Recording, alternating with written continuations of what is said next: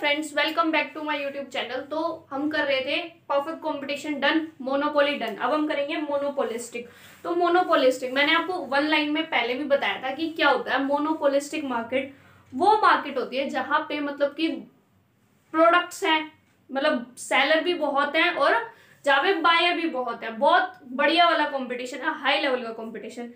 देखो टूथपेस्ट देखो, शैम्पू देखो, साबुन देखो, कितने ब्रांड्स हैं। ठीक है, बहुत बढ़िया वाला कंपटीशन है। और अगर किसी को अपना सामान बेचना है तो ऑब्वियस सी बात है उसको सस्ता देना पड़ेगा, तभी लोग खरीदेंगे, नहीं तो लोग दूसरे के पास शिफ्ट हो जाएंगे। ठीक है, शैम्पू है, शैम्पू इतने सारे हैं, एक ब्रांड से आप ले रहे हो, वो बढ़ा दे प्राइस, आप दूसरे पे चले जाओगे क्योंकि और भी तो शैम्पू बेच रहे हैं। ठीक है, तो क्या है, कंपटीशन बहुत हाई होता है। अगर आपको अपना सामान बेचना है तो यू नीड टू, कि आपको बहुत जरूरी हो जाता है कि प्राइस आपको कम रखने पड़ेंगे क्योंकि कंपटीशन बहुत ज्यादा है। ठीक है, अब अगर हम इस मोनोपोलिस्टिक मार्केट की डेफिनेशन करें, ठीक है, तो क्या होगी कि there are large number of buyer and large number of sellers. खरीदने वाले भी बहुत हैं, बेचने वाले भी बहुत हैं। ठीक है, बट क्या है, खरीदने वाले बहुत, बेचने वाले बहुत। लेकिन अब इसमें एक चीज होती है कि जैसे मैंने टूथपेस्ट का एग्जांपल लिया, कितने सारे ब्रांड्स हैं। ठीक है, हर ब्रांड का मानते हैं कि फ्लेवर अलग है। ठीक है, फ्लेवर अलग है, टेस्ट अलग है, थोड़ा बहुत डिफरेंस है उनमें। ठीक है ठीक है, किसी में किसी के इंग्रेडिएंट्स अलग है, बनाने का तरीका अलग है, लेकिन वो एक दूसरे के परफेक्ट सब्स्टिट्यूट तो नहीं है, लेकिन वो एक दूसरे के क्लोज सब्स्टिट्यूट है। मान लो कि पेप्सोडेंट है, कोलगेट है, एक दूसरे के क्लोज सब्स्टिट्यूट है ये, कि ठीक है उनके टेस्ट में अलग है, टेस्ट अलग है उनका, थोड़ा बहुत इंग्रेडिएंट्स उसमें अलग अलग डलते हैं, वो तो खैर कौन ही पड़ता है। ठीक है, तो टेस्ट उनका अलग है। तो मान लो कुछ कोई पेप्सोडेंट खरीदा है, कोई कोलगेट खरीदा है, लेकिन अगर पेप्सोडेंट के प्राइस बहुत ज्यादा बढ़ गए तो क्या लोग उसको लेंगे? नहीं, वो कोलगेट पे आ जाएंगे। भले ही उनके टेस्ट में फर्क है लेकिन उनका यूज तो सेम है ना।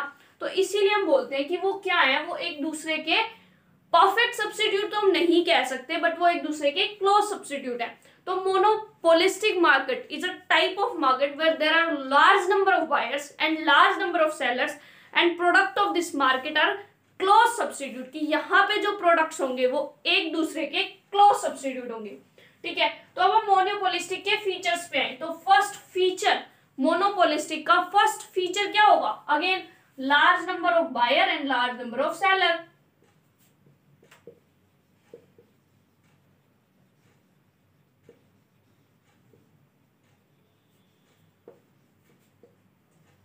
कि बहुत सारे क्या होते हैं, बायर्स, और बहुत ही सारे क्या होते हैं, हमारे सेलर्स होते हैं।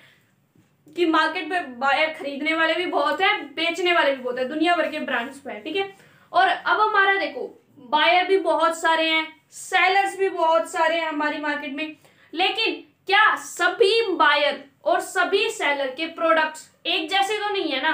प्रोडक्ट क्लोज सब्स्टिट्यूट है लेकिन एक जैसे बिल्कुल नहीं है। तो प्रोडक्ट डिफरेंशिएशन, कि उनके प्रोडक्ट अलग अलग होते हैं, बट भले ही प्रोडक्ट अलग अलग है लेकिन वो क्या है, एक दूसरे के क्लोज सब्स्टिट्यूट है। क्या होते हैं? एक दूसरे के क्लोज सब्स्टिट्यूट। ठीक है, तो इसी वजह से कि अगर उनको अपना कुछ सेल करना है तो प्राइस कम करना पड़ेगा, क्योंकि वो क्या है, एक दूसरे के क्लोज सब्स्टिट्यूट है।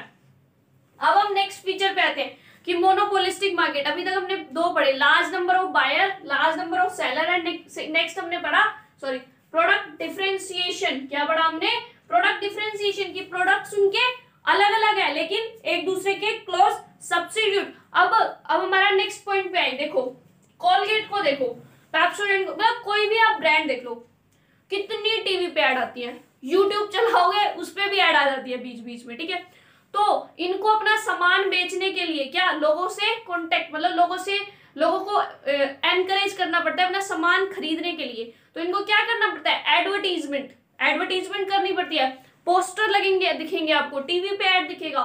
ठीक है, तो ये क्या करते हैं, सेलिंग कॉस्ट इनकी बहुत सारी होती है, कि अपने सामान को बेचने के लिए इनको खर्चा बहुत करना पड़ता है, वेदर इट्स एडवर्टीजमेंट या कुछ भी हो सकता है। ठीक है, एडवर्टीजमेंट, अब हमारी जो मतलब की सेलिंग कॉस्ट होती है वो भी बहुत, मतलब कई तरीकों से की जा सकती है। ठीक है, वो बिजनेस स्टडीज का टॉपिक हो जाता है। एडवर्टीजमेंट होती है, हम लोगों को घर जा जाके सामान भेजे, हम लाइक थोड़ा बहुत छोटा मोटा कोई कंपटीशन करवाएं, गिफ्ट में वो दे दे तो लोग उसको यूज करें, मतलब बहुत सारे तरीके होते हैं।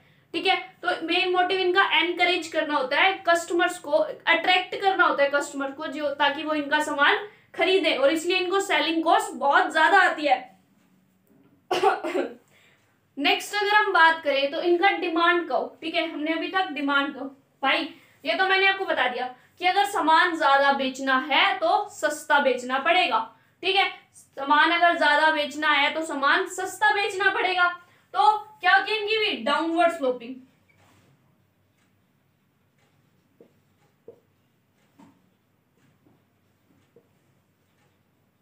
क्या होती है, डाउनवर्ड स्लोपिंग डिमांड कर्व इनकी होती है। और ये मैंने आपको बताया था कि वो ज्यादा इलास्टिक किस में होती है, इसमें होती है, और मोनोपोली में इतनी ज्यादा इलास्टिक नहीं होती। उसका रीजन हमने रिवेन्यू वाले चैप्टर में ऑलरेडी कर लिया था।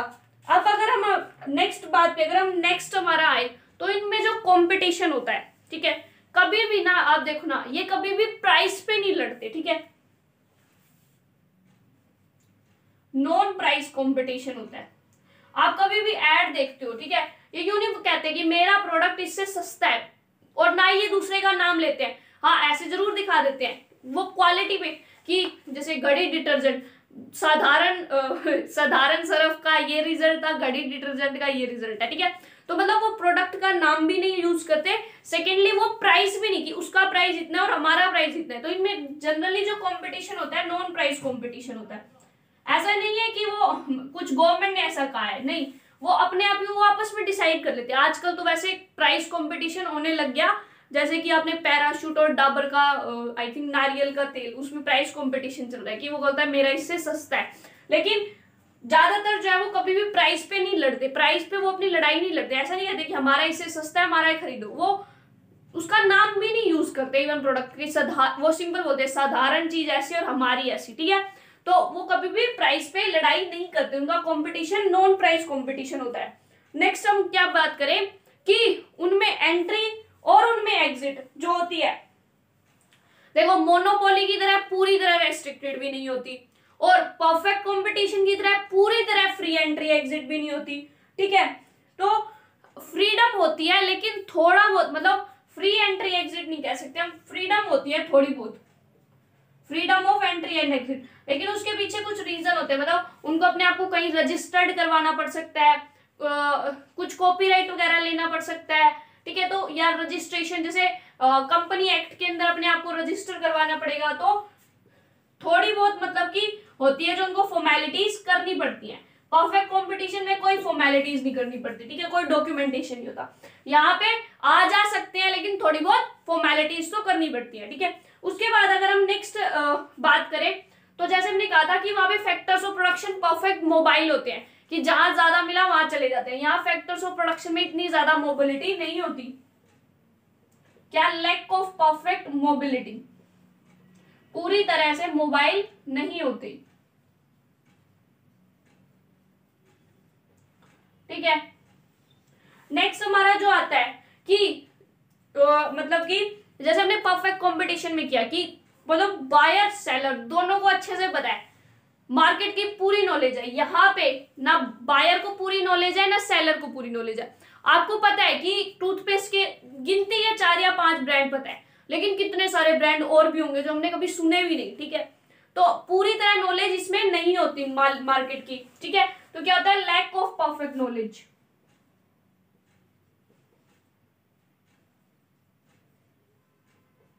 कि पूरी तरह से मार्केट की नॉलेज किसी को भी नहीं होती। और ये किस चीज का मतलब होता है कि मतलब कि ये लैक ऑफ परफेक्ट नॉलेज मतलब कि उसको पूरी तरह नॉलेज नहीं होती मार्केट की, किसमें? मोनोपोलिस्टिक में। ना बायर को पूरी नॉलेज है ना ही सेलर को पूरी नॉलेज होती है किस चीज की? मार्केट की।